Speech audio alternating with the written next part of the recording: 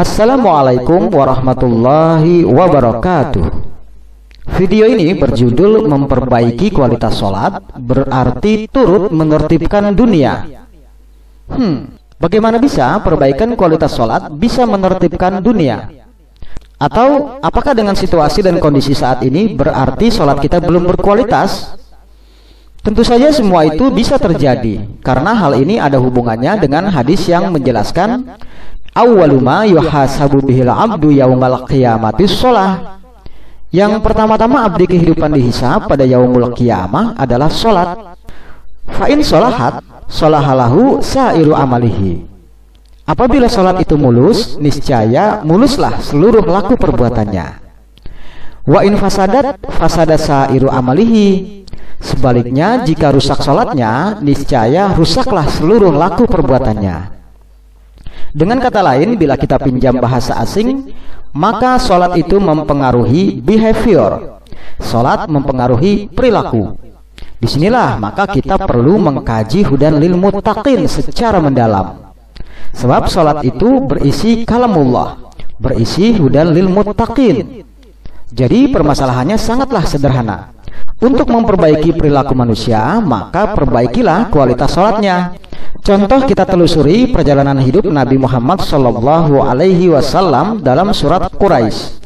Bagaimana kualitas ajaran Allah melalui sholat Nabi Muhammad itu bisa sampai mampu melepaskan kerawanan pangan dan kerawanan keamanan. Li'ila fi Quraisyin ila fihim rihlatas syita'i was-shayf. Dengan adanya perjanjian Quraisy. Arti ilafun sama dengan ahdun. Ila fihim rihlatas syita'i was-shayf. Perjanjian mereka dalam perjalanan di musim dingin dan di musim panas. Jadi ada satu perjanjian. Perjanjian keamanan bagaimana mengamankan perjalanan di musim dingin dan di musim panas, di mana itu menyangkut masalah hajat hidup Quraisy. Sampai di sini bila kita lihat dari ayat selanjutnya, falya'budu rabb hadzal bait. Falya'budu rabb hadzal bait ini sama dengan falya'budullah. Maka hendaknya mereka hidup mengabdi menurut ajaran pemilik Baitullah ini. Berarti li'ila fi Quraisyin ila fihim rihlatas syita'i was-shayf itu bukanlah dalam urusan ya'budullah. Bukanlah urusan ya'budu rabb hadzal bait. Sebab keberadaannya itu sebelum kata penghubung fa yang berarti selanjutnya. Tetapi berhubung Allah menampilkan kita cerita ini, maka kita perlu mengapresiasi, perlu menghargai. Jangan sembrono terhadap kegiatan orang, atau kelompok, atau suku, bahkan bangsa dan negara. Apalagi yang menyangkut urusan kemaslahatan hidup manusia, walaupun di luar Al-Quran. Jadi terlihat dua ayat ini bahwa sebelum Al-Quran turun pun, sebelum ada falya'budullah, sebelum ada falya'budu rabb hadzal bait, ada upaya-upaya untuk mengurus kepentingan kemaslahatan umat. Sekaligus terlihat juga bila Nabi Muhammad adalah termasuk di antara mereka yang memenuhi perintah falya'budu rabb hadzal bait, maka Nabi Muhammad ini saat itu tentu mengapresiasi nilai-nilai leluhur. Tetapi tidak sampai di situ, tidak kepalang tanggung. Artinya, nilai-nilai kebaikan sesama manusia itu dihargai, tetapi tidak berhenti hanya sampai sekedar mengapresiasi, tidak berhenti hanya sampai sekedar menghargai saja, tetapi dilanjutkan dan ditingkatkan dengan memenuhi perintah falya'budu rabb hadzal bait. Sebab pada kalimat selanjutnya alladzi at'amahum min ju'i wa amanahum min khauf, yang memberi makan mereka lepas dari kelaparan serta mengamankan mereka lepas dari rasa takut. Berarti hal itu memang ada kelanjutan berupa peningkatan situasi dan kondisi, dan berarti kita pun perlu mengapresiasi, perlu menghargai, tetapi jangan kepalang tanggung, harus memenuhi perintah falya'budu rabb hadzal bait.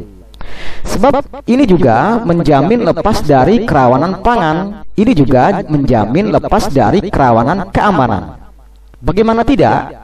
Bila mereka mengadakan perjalanan di musim dingin dan musim panas, tentunya adalah bagaimana supaya jangan terjadi rawan pangan.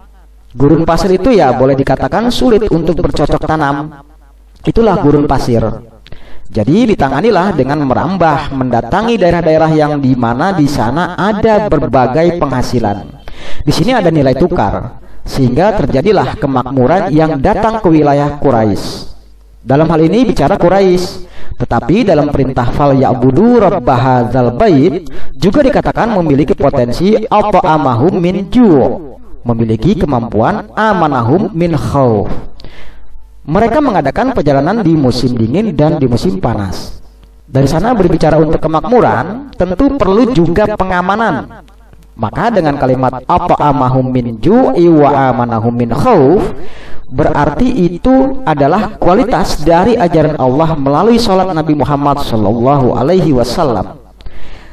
Sama demikian, maka kita bisa katakan sekali lagi, apresiasi berbagai nilai-nilai kebaikan dari apa yang ada, kemudian lanjutkan ke mengisi dengan hudan lil muttaqin. Dalam hal ini misalkan ada di mukadimah Undang-Undang Dasar 1945,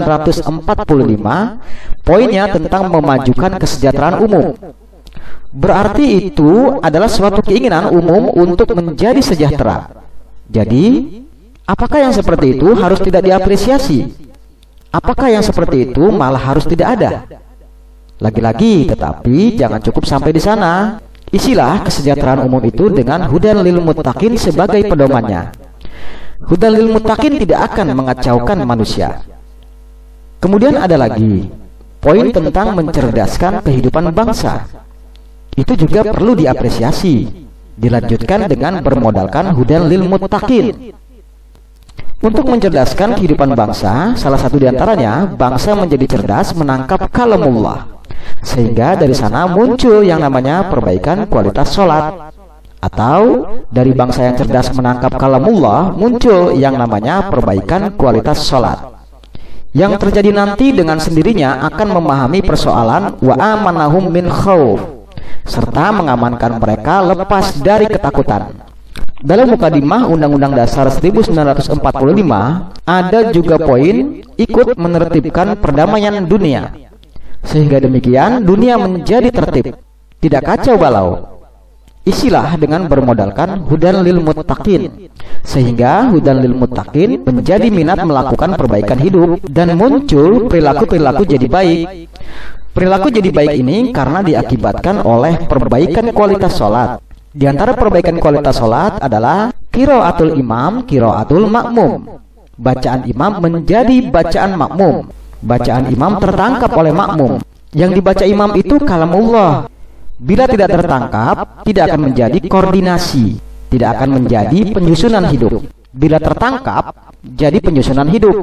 Di sini adalah persoalannya. Selanjutnya kita beralih ke sunnah Nabi Ibrahim sebagai perbandingannya dalam surat Al-An'am ayat ke-74. Misalnya dikatakan, wa idz qala Ibrahimu li abihi azara attakhidhu asnaman aliha inni araka wa qaumaka fi dhalalim mubin. Ini peringatan dari Ibrahim kepada bapaknya supaya tidak memberlakukan ajaran asnam menjadi yang diabdi. Kenapa? Sebab Nabi Ibrahim sudah memiliki nilai wa kadzalika nuri Ibrahim malakutas samawati wal ard waliyakuna minal muqinin. Seperti itulah kami memperlihatkan kepada Ibrahim, berarti dengan suhuf ula. Allah dengan suhuf ula memperlihatkan kepada Ibrahim malakutas samawati wal ard, kerajaan besar semesta angkasa dan bumi ini. Waliyakuna minal muqinin, yaitu agar menjadi bagian dari orang-orang yang yakin. Yakin dengan apa? Kepatuhan alam semesta yang menghasilkan kehidupan rapih, satu pergaulan antar sesama yang rapih. Dengan itu maka manusia pun harus patuh kepada kebijakan Sang Pencipta, sehingga dengan demikian manusia menjadi rapih. Walaupun pada kalimat falamma janna alaihi lailu ra'a kaukaba qala haza rabbi falamma afala qala la uhibbul afilin. Di ayat ini Nabi Ibrahim ada menyatakan haza rabbi. Itulah seperti yang sudah dijelaskan. Inilah apresiasi Nabi Ibrahim terhadap berbagai siapapun yang berupaya untuk berjasa kepada umat manusia. Tetapi begitu yang bersangkutan terbenam, dalam arti tidak menyelesaikan segala hajat hidup manusia, nah Nabi Ibrahim menyatakan la uhibbul afilin. Aku tidak senang yang terbenam-terbenam. Jadi rasa tidak senang, rasa tidak suka itu ada alasannya, karena al-afilin terbenam. Selanjutnya ada lagi nanti yang berjasa dalam kehidupan ini yang lebih besar, tetapi ujungnya juga al-afilin terbenam. Sehingga Nabi Ibrahim tidaklah melanjutkan. Inilah yang dimaksud dengan tidak tanggung-tanggung, yaitu mengapresiasi, menghargai yang dilanjutkan dan ditingkatkan dengan nilai-nilai positif. Kemudian ayat ke-78, falamma ra'a syamsa bazighah qala haza rabbi haza akbar falamma afalat qala ya qaumi inni bari'um mimma tusyrikun. Begitu melihat ada yang seperti hanya matahari dalam memperjuangkan kemanusiaan ini sangat hebat, sudah dinyatakan haza akbar. Tetapi begitu terbenam, ya sudah-sudahlah. Nabi Ibrahim menyatakan ya qaumi ini bari'un mimma tusyrikun. Jadi dengan kalimat ini bari'un mimma tusyrikun, aku berlepas diri dari apa yang kalian ikut sertakan. Berarti Kaukaban, Komar, dan Samsa itu lambang daripada sultan. Nah, disinilah maka dikatakan jangan tanggung-tanggung, mengapresiasi tetapi jangan tanggung. Itu semua dikaitkan dengan apa yang dikatakan perbaikan kualitas sholat. Apabila ayat itu dibaca tertangkap maknanya, bila sudah tertangkap makna, maka timbul satu minat. Minat berjasa kepada manusia sehingga memenuhi apa yang diistilahkan oleh Nabi Muhammad SAW, khairun nasi anfa'uhum linnas. Seindah-indah manusia adalah yang paling bermanfaat bagi manusia. Tentunya banyak bidang yang harus dilakukan, banyak bidang yang harus ditangani sehingga bermanfaat mengantar mencapai tujuan, yaitu hasanah fid dunya. Ya, apakah untuk bidang keilmuan, untuk pendidikan, perbaikan sholat, kemudian bidang keterampilan dan sebagainya, yang dengan itu muncul rozakna. Kami karuniai hum kepada mereka. Tetapi setelah rozakna, si hum ini punya minat yunfiqun, mengeluarkan anggaran. Sehingga demikian maka kehidupan manusia di lingkungan itu adalah kehidupan manusia yang pendidikannya tinggi, terurus rapih keamanannya, terurus rapih perekonomiannya oleh kesadaran mereka sendiri dari modal perbaikan kualitas sholat, di mana perbaikan kualitas sholat itu sangat tergantung kepada bagaimana mengeksplor dan memahami ayat-ayat Al-Quran. Memenuhi perintah waratil Quran yang akan mengakibatkan Allah memberi kepastian, inna sanulqi alaika qaulan tsaqila. Sesungguhnya kami akan melontarkan kepada Anda qaulan tsaqila, omongan ilmiah yang berbobot hebat. Seluruh omongan-omongan yang lain ada juga bobotnya, tetapi yang ini di atas segalanya. Wassalamualaikum warahmatullahi wabarakatuh.